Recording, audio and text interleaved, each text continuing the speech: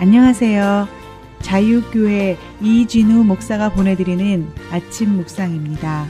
오늘도 예수 그리스도의 향기를 내는 복된 하루가 되시길 바랍니다. 6월 26일 금요일 아침 묵상입니다. 오늘은 나는 엘리야도 그 선지자도 아니라 라는 제목으로 요한복음 1장 21절의 말씀 묵상합니다. 또 묻되 그러면 누구냐? 내가 엘리야냐? 이르되 나는 아니라. 또 묻되 내가 그 선지자냐? 대답하되 아니라. 한 주간의 일상을 마무리하는 금요일 아침입니다. 오늘도 말씀 묵상으로 주님이 인도하시는 복된 삶을 살아내시어 한 주간의 일상을 잘 마무리하시길 바랍니다. 어제 묵상에서 우리는 세례 요한이 내가 누구냐라는 제사장들과 레위인들의 질문에 나는 그리스도가 아니라고 담대하게 고백하는 모습을 살펴보았습니다.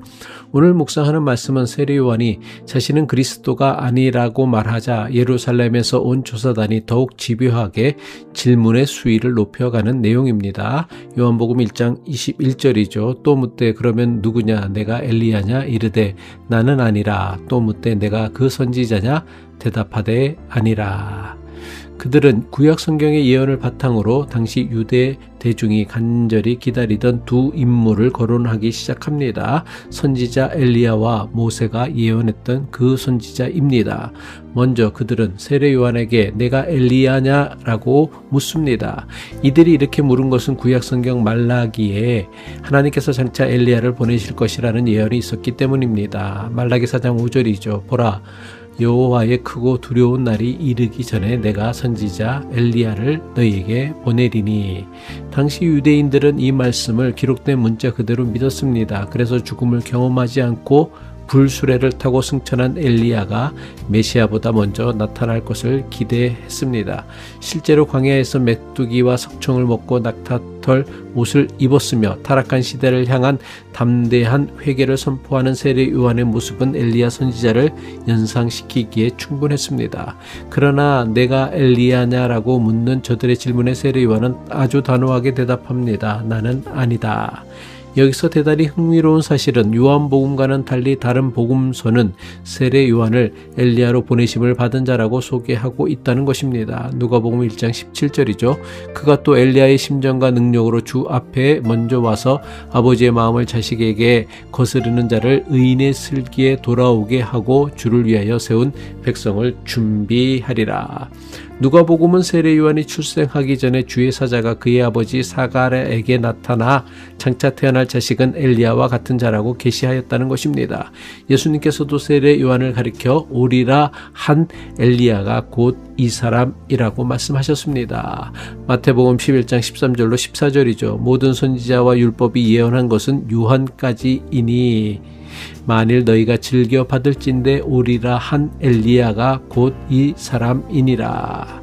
어쩌면 세례 요한은 정말 자신이 하나님께서 보내신 엘리야라는 사실을 몰랐을 수도 있을 것입니다. 하지만 세례 요한이 자신은 엘리야가 아니라고 단호하게 대답한 이유는 사람들의 욕망이 만드는 영웅상을 거부하고 메시아로 오신 예수님만을 높이기 위함이었을 것입니다. 그러자 저들이 또다시 묻습니다. 그렇다면 내가 그 선지자냐?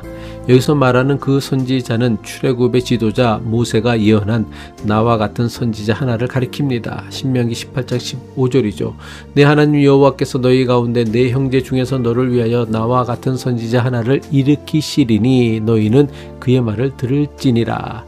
당시 유대인들은 모세가 예언한 하나님께서 보내실 모세와 같은 선지자가 다시 나타나서 제2의 출애굽을 통해 완전한 하나님 나라를 세울 것이라 기대했습니다.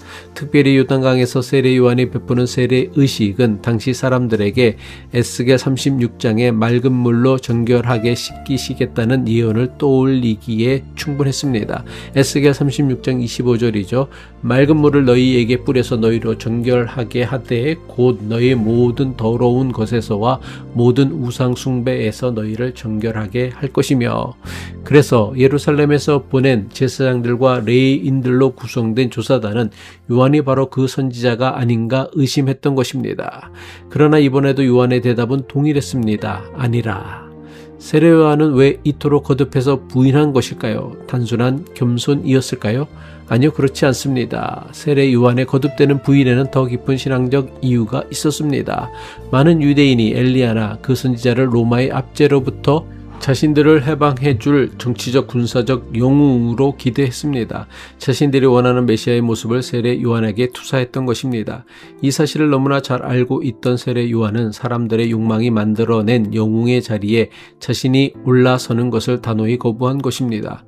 요한은 자신이 누구인지를 정확히 알고 있었습니다. 자신은 영원한 말씀이신 예수님을 가리키는 자라는 것을 분명히 알고 있었습니다.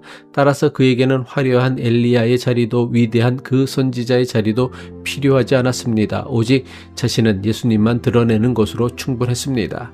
이민교회 안에서 우리는 종종 누군가에게 특정한 역할을 기대합니다. 목사에게는 모든 것을 해결해 줄 지도자를, 장로에게는 흔들리지 않는 버팀목을, 오래된 성도에게는 완성된 신앙인을 기대합니다.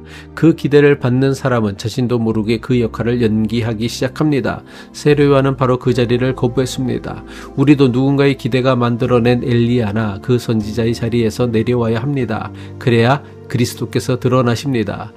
내가 누구인지를 아는 것은 중요합니다. 그러나 내가 누가 아닌지를 아는 것은 더 중요합니다. 무슨 일을 해야 하는지를 아는 것만큼이나 무슨 일을 하지 말아야 하는지를 아는 것이 중요합니다.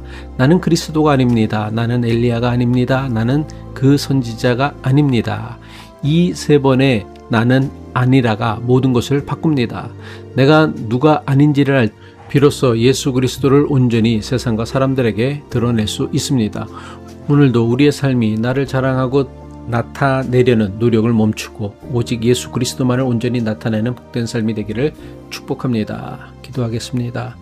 광야와 같은 이민의 땅에 생명의 말씀으로 찾아와 주시는 하나님 아버지, 세상에 던지는 질문과 평판에 흔들리며 세상의 직함과 성취로 자신을 증명하려 버둥거렸던 우리를 긍휼히 여겨 주옵소서. 세례 요한이 사람들의 기대와 칭찬을 단호히 거절하고 오직 그리스도만을 드러냈던 것처럼 우리 역시 나를 드러내려는 교만과 허탄한 야망을 내려놓고 오직 주님만 높이는 겸손하지만 존귀한 삶을 살게 하옵소서.